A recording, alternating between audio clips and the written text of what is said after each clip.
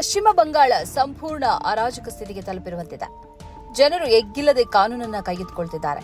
TMC ನಾಯಕರನ್ನ ಥಳಿಸುತ್ತಿದ್ದಾರೆ, ಸಾರ್ವಜನಿಕವಾಗಿ ಅವಮಾನಿಸುತ್ತಿದ್ದಾರೆ, ಅವರ ಮೇಲೆ ಮೊಟ್ಟೆ ಎಸೆಯುತ್ತಿದ್ದಾರೆ. ಗುಂಪು ಥಳಿತಗಳು ಆಗ್ತಾ ಇದೆ. ಇದೇ ವೇಳೆ ಪೊಲೀಸರು ಇದಕ್ಕೆ ಪರೋಕ್ಷ ಬೆಂಬಲ ನೀಡಿದಂತೆಯೂ ಕಾಣಿಸ್ತಾ ಇದೆ.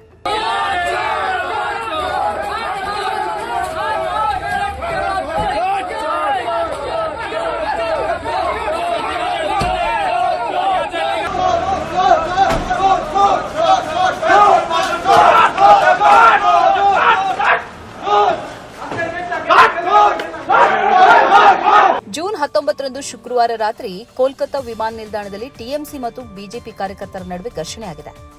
ಈ ವಿಮಾನ ನಿಲ್ದಾಣಕ್ಕೆ ಟಿಎಂಸಿ ನಾಯಕ ಅಭಿಷೇಕ್ ಬ್ಯಾನರ್ಜಿ ಬಂದಿದ್ರು.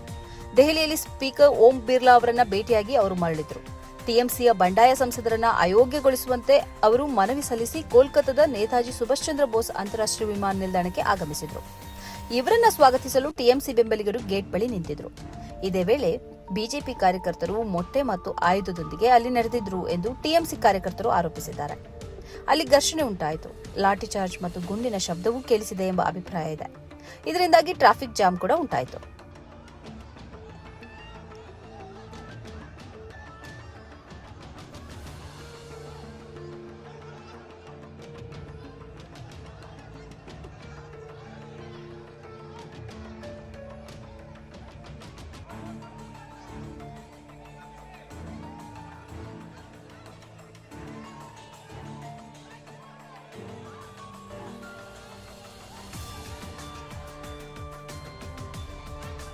ಇದರ ಬಳಿಕ ಪೊಲೀಸರು ಅಭಿಷೇಕ್ ಬ್ಯಾನರ್ಜಿ ಅವರನ್ನ ಬೇರೆ ಗೇಟ್ ಮೂಲಕ ಹೊರತಂದು ವಾಹನದಲ್ಲಿ ಕಳಿಸಿಕೊಟ್ರು.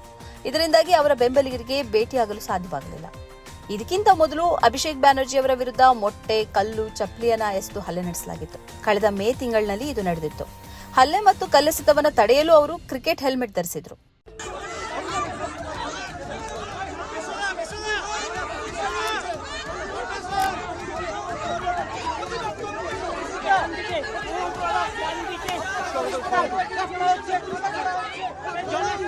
ಪಶ್ಚಿಮ ಬಂಗಾಳದಲ್ಲಿ ಸುವೇಂದು ಅಧಿಕಾರಿ ಮುಖ್ಯಮಂತ್ರಿಯಾದ ಬಳಿಕ ನಾಗರಿಕರು ಬೀದಿಯಲ್ಲಿದ್ದಾರೆ.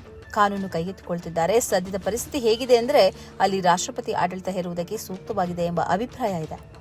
ಪೊಲೀಸರು ಕೂಡ ನಿಷ್ಕ್ರಿಯರಾಗಿದ್ದಾರೆ. ಟಿಎಂಸಿ ನಾಯಕರ ಮೇಲೆ ಜನರು ಹಲ್ಲೆ ನಡೆಸಲಿ ಎಂಬಂತೆ ಅವರು ನಡೆದುಕೊಳ್ತಿದ್ದಾರೆ ಎಂಬ ಆರೋಪ ಇದೆ.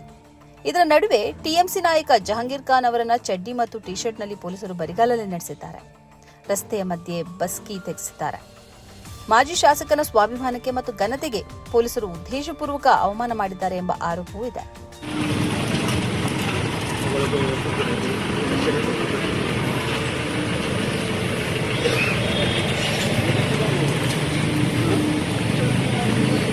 ಪಶ್ಚಿಮ ಬಂಗಾಳದಲ್ಲಿ ಕಾನೂನು ಸುವ್ಯವಸ್ಥೆ ಸಂಪೂರ್ಣ ಕುಸಿದು ಹೋಗಿವೆ ಎಂಬ ಅಭಿಪ್ರಾಯ ಈಗ ವ್ಯಾಪಕವಾಗಿದೆ.